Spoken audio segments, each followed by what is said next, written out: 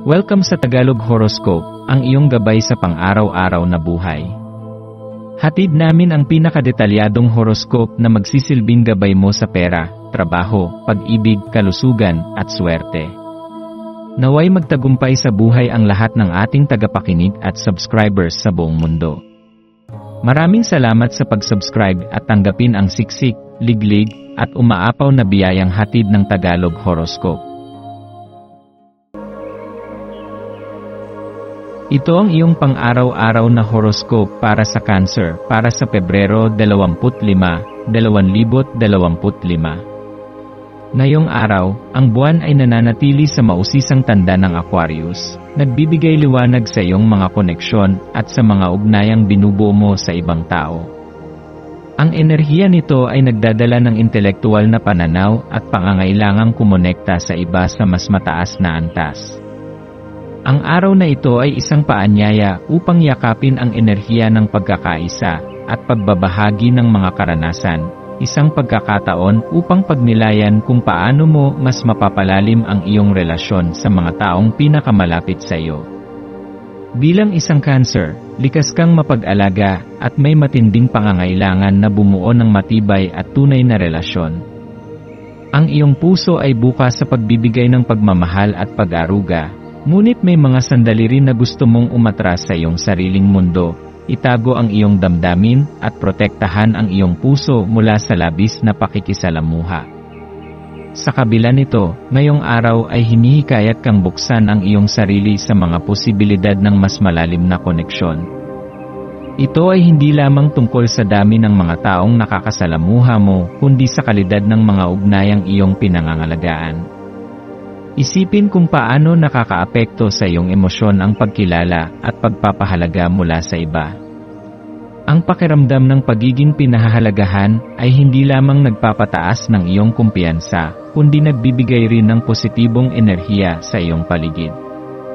Kapag natutunan mong tanggapin ang papuri at pagmamahal ng iba nang walang pag-aalinlangan, mas nagiging bukas ka rin sa pagbabahagi ng iyong init at malasakit. Hindi mo kailangang laging magbigay, ang pagtanggap ng pagmamahal at suporta mula sa iba ay kasing halaga rin ng pagbibigay. Ito ay isang magandang pagkakataon upang maramdaman mo ang halaga ng kasalukuyang sandali at pahalagahan ang mga ugnayang iyong binubuo. Subukan mong ituon ang iyong pansin sa kasalukuyan, huwag hayaang ang mga pangamba sa hinaharap o mga pagsisisi sa nakaraan ay humadlang sa iyong kakayahang mag-enjoy sa ngayon. Makipag-ugnayan sa mga mahal mo sa buhay, kaibigan, o maging sa mga taong bihira mong makausap. Minsan, isang simpleng mensahe o tawag ay sapat na upang mapalalim ang isang koneksyon.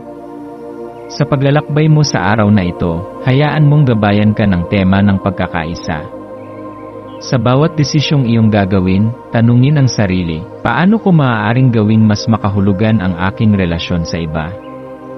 Paano ako makakatulong sa kanilang paglago? Ang tunay na koneksyon ay hindi lamang tungkol sa pagkuha ng pagmamahal, kundi sa pagbibigay rin nito ng walang hinihintay na kapalit. Tandaan na ang mga sakripisyong ginagawa mo para sa kapakanan ng iba ay may mas malalim na kahulugan. Sa pagbibigay ng iyong oras, pagmamahal, at suporta, natututo kang mas lalong lumalim bilang isang tao. Gayunpaman, tandaan din na mahalaga ang pagtatakda ng malinaw na mga hangganan. Ang iyong kabutihang loob ay isang biyaya, ngunit hindi mo kailangang palaging inuuna ang iba sa kapinsalaan ng iyong sarili. Alamin kung kailan oras na upang bigyan mo rin ng pansin ang iyong sariling pangangailangan. Ngayong araw, mahalagang manatiling bukas sa posibilidad ng pagtanggap at pagbibigay ng pagmamahal. May mga pagkakataong mararamdaman mong nais mong mag-isa, ngunit subukang lumaban sa pagnanasang ito. Sa halip, hanapin ang mga taong nagpapasaya sa iyo, iyong mga taong nagbibigay ng inspirasyon at sumusuporta sa iyong mga pangarap. Ang simpleng pakikipag-usap, pakikinig, at pagpapahayag ng iyong saloobin ay maaaring magdala ng napakalaking pagbabago, hindi lamang sa iyong emosyon, kundi pati na rin sa emosyon ng iba. Sa aspeto ng iyong personal na buhay, ito ang tamang panahon upang pag-isipan ang mga relasyon na bumubuo sa iyong mundo. Ang mga relasyon ba na mayroon ka ngayon ay nagdadala ng kapayapaan at kasiyahan sa iyo? O may mga aspeto ng iyong buhay panlipunan na kailangang ayusin? Minsan, hindi natin namamalayan na may mga relasyon tayong pinanghahawakan, kahit na hindi na ito nakakatulong sa ating paglago. Maging bukas sa posibilidad na may mga koneksyon na kailangang pakawalan upang bigyang daan ang mas positibong relasyon. Pagdating sa iyong karera at pananalapi, ito ay isang araw ng introspeksyon. Bagaman maaaring mayroon kang mga pangarap at mithiin, mahalagang suriin kung paano mo ito tinutupad. Ang iyong dedikasyon at sipag ay maaaring magdala sa iyo sa mga bagong oportunidad, ngunit tiyakin mong hindi mo binabaliwala ang iyong emosyonal na kapakanan sa paghahangad ng tagumpay.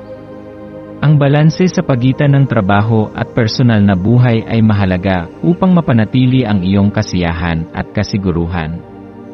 Kung ikaw ay nag-isip ng bagong proyekto o oportunidad sa trabaho, gamitin ang araw na ito upang magplano at magsaliksik. Huwag padalos-dalos sa paggawa ng malalaking desisyon, ngunit huwag din hayaang ang takot ang pumigil sa iyo. Ang tamang impormasyon at masusing pag-iisip ay makakatulong sa iyong tagumpay. Sa usapin ng kalusugan, ito ay isang magandang araw upang bigyang pansin ang iyong pangangatawan at emosyonal na kalagayan. Ang cancer ay isang tanda na madaling maapektuhan ng stress at emosyonal na bigat, kaya't mahalagang magkaroon ng mga gawain na makakatulong sa iyong pagpapahinga. Maglaan ng oras para sa sarili, maging ito man ay sa pamamagitan ng meditation, paglalakad sa likas na kapaligiran, o simpleng pagtahimik at pagpapahinga. Ang pisikal na kalusugan at mental na kalinawan ay magkaugnay. Kung paano mo inaalagaan ang iyong katawan ay may direktang epekto sa iyong emosyonal na estado. Subukang magpatuloy sa masustansyang dieta, regular na ehersisyo, at tamang oras ng tulog. Tandaan, ang malusog na katawan ay nagbibigay daan sa mas produktibo at masayang buhay. Ngayong araw, tandaan na ang tunay na yaman ay hindi nasusukat sa dami ng iyong pag-aari, kundi sa lalim ng iyong koneksyon sa iyong sarili at sa iba. Yakapin ang enerhiya ng pagkakaisa, bigyang pansin ang iyong emosyonal na pangangailangan, at maging bukas sa pagmamahal at suporta mula sa iba. Ang bawat hakbang na iyong ginagawa upang mas pagyamanin ang iyong relasyon sa sarili at sa ibang tao ay isang hakbang patungo sa mas makabuluhang buhay. Ang maswerteng kulay mo ngayong araw ay pilak at puti. Ang pilak ay sumisimbolo ng malalim na koneksyon sa intuisyon at emosyonal na balanse, habang ang puti ay kumakatawan sa kapayapaan, kaliwanagan, at kalinisan ng isip. Ang pagsusuot ng mga kulay na ito o pagkakaroon ng mga bagay na may ganitong kulay sa iyong paligid ay maaaring makatulong sa pagpapanatili ng positibong enerhiya sa iyong araw. Ang maswerteng numero mo naman ay 2, 7 at 12. Ang 2 ay nagpapahiwatig ng balanse at pakikipagtulungan. Ang 7 ay sumisimbolo ng introspeksyon at espiritual na pag-unlad, habang ang 12 ay may kaugnayan sa kumpletong siklo ng buhay at bagong simula. Ang maswerteng gawain mo ngayong araw ay ang paggawa ng isang bagay na nagpapalalim ng iyong koneksyon sa ibang tao. Maaari itong maging isang simpleng pakikipag-usap sa isang mahal sa buhay, isang tawag sa isang matagal nang hindi nakakausap, o kahit isang liham ng pagpapahalaga para sa isang taong may malaking papel sa iyong buhay. Ang pag-aalay ng oras at pagmamahal sa iba ay magdadala sa iyo ng isang malalim na pakiramdam ng kasiyahan at pagpapahalaga sa buhay. Sa pagtatapos ng araw, pagnilayan ang mga kaganapan na nagbigay sa iyo ng inspirasyon at kasiyahan. Ano ang mga bagay na iyong natutunan? Ano ang mga sandali na nagdulot sa iyo ng tunay na koneksyon sa iba?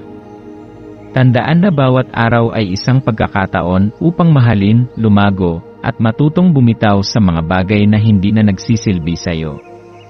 Yakapin ang enerhiya ng araw na ito, pagyamanin ang iyong koneksyon sa mundo, at hayaan mong ang pagmamahal at pagkakaisa ang magbigay liwanag sa iyong landas patungo sa isang mas magandang kinabukasan.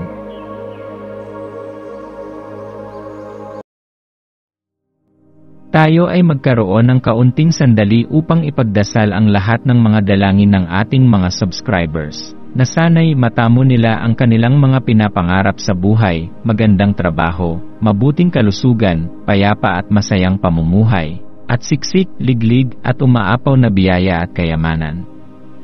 Ipinagdarasal namin ng mataimtim ang lahat ng mga komento sa nakaraang video, at hinihiling namin, Panginoon, na pagpalain mo ang ating mga subscribers ng masayang buhay sa mundong ibabaw. Maraming salamat po.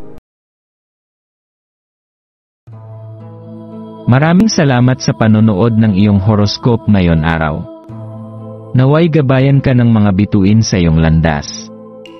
Huwag kalimutang mag-like, share, at subscribe para sa iba pang cosmic na kaalaman. Hanggang sa muli, manatiling konektado sa universo.